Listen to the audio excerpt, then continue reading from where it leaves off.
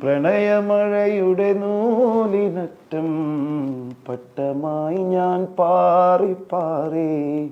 പ്രണയമഴയുടെ നൂലിനറ്റം പട്ടമായി ഞാൻ പാറി പാറി. കണ്ടതില്ല നിന്നെയല്ലാതൊന്നും ഈ പ്രപഞ്ചത്തിൽ, ഒന്നും ഈ പ്രപഞ്ചത്തിൽ, ഓമലാളെ നിന്നെയോർത്ത്. ഇതിനകത്ത് എവിടെയോ ഒരു നഷ്ടപ്രണയം ഒളിഞ്ഞിരിപ്പുണ്ടോ എന്നൊരു സംശയം ഇല്ലായില്ല. നഷ്ടപ്രണയില്ല, ഞാൻ കെട്ടിയ ആദ്യം പ്രേമിച്ചോളെ തന്നെ കെട്ടിയിട്ടുണ്ട്, കൊണ്ടുവന്നിട്ടുണ്ട് വീട്ടില്.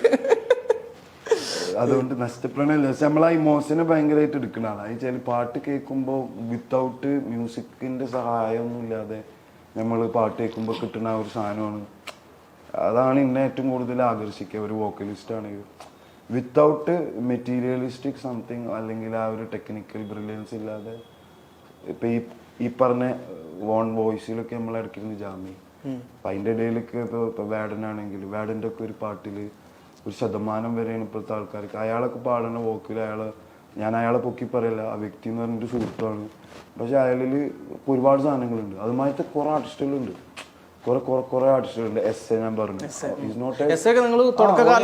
പാട്ടുകാരനാണ്. ഇപ്പൊ ബേബി ജീന് ഓന്റെ സ്റ്റൈൽ ഞാൻ പറഞ്ഞു, സോണിക്കാണ് അവിടെ വർക്ക് ചെയ്യണത്. ഓരോ വേറെ തലത്തിൽ ഉപയോഗിക്കാനോ അല്ലെങ്കിൽ അവർ ഉപയോഗിക്കുന്ന ഒരു അവസ്ഥ വരും. ഇപ്പൊ ഇന്ത്യയില് ബേബി ജി എന്ന് പറഞ്ഞ പാട്ടുകാരന് പാട്ടാ പാടിയിരിക്കുന്നത്. 100 എന്ന് പറഞ്ഞൊരു ഒരു പാട്ട്, പൈലവും പാട്ടാ പാടിയിരിക്കുന്നത്. അകമിലെ തെളിവിനെ അതിർപ്പത്തിൽ അലച്ചിടും, അതരം നിറച്ചതില് അരിഞ്ഞിടും ഉരിഞ്ഞിടും, മധുഹിന്റെ കെട്ട് കണക്കെടുത്തിടും നിരത്തിടും. ഇവിടെയാണ് ഞാൻ പറഞ്ഞ റാപ്പിന്റെ ആ ഒരു സാധനം ബദർപ്പാട്ടും തമ്മിൽ. അവരൊരു കീയക്കളിപ്പിട്ടി കൂട്ടണം, അടിപ്പെട്ടി നടക്കണ പട്ടക്കെട്ട് കാലം മനസ്സകം ചിരിച്ചൊരു ചിരി പരിചരി നിനച്ചത് പിടിച്ചിരി. സോ ചിരി പരിചരി നിനച്ചത് പിടിച്ചിരി, ചിരി പരിചരി നിനച്ചത് പിടിച്ചിരി. So this is how it works. അപ്പൊ അത് ഇതിനൊക്കെ ഒരുപാട് നാക്ക് പിടിക്കേണ്ടിയിരിക്കുന്നത് എന്നെ കൊണ്ടൊന്നും പറ്റില്ല. അതൊക്കെ എക്സ്പീരിയൻസ് ഇതുമ്പോ നമ്മൾ ആ കമ്പോസിങ് ഒരുപോലെ വരുമ്പോ അവര് അങ്ങനെ വരുമ്പോ അപ്പൊ പിന്നെ പ്രാസൊപ്പിക്കണം. ഇതിന്റെ പണി പോളിസിയാണ്. ഒരു വണ്ടി കൈക്ക് തുടച്ചാലേ. ശരിക്കും ഡെപ്സിക്ക് സിനിമ എന്ന് പറയുന്ന ഒരു സ്വപ്നമായിട്ടുണ്ടായിരുന്ന പണ്ട് തൊട്ടേ, കുട്ടിക്കാലം തൊട്ട് തന്നെ പാട്ടുകാരൻ? കൗതുകം.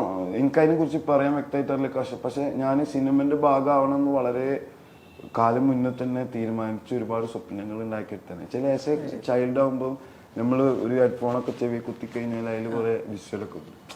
അപ്പൊ അന്ന് മ്യൂസീഷ്യൻ ആവണം, അല്ലെങ്കിൽ musician of course going for cinema.